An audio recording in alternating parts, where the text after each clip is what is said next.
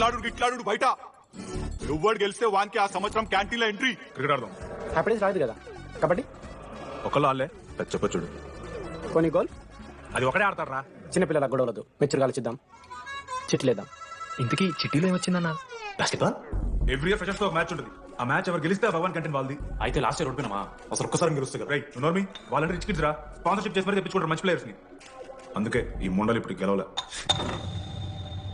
ఇప్పటిదాకా ఒక లెక్క, ఇప్పటికే ఒక లెక్క. మామా చరిత్ర తిరగరాల్సిన టైం వచ్చింది మామా. అన్న ఈ టీడీ గారు చెప్తున్నాడు, ఈసారి మ్యాచ్ ఆడుతున్నాం, గెలుస్తున్నాం, దింపుతున్నాం. కట్ట పేరులో ఉన్నాడు. నాకెందుకు మనం సరిపడతాం అనిపిస్తుంది.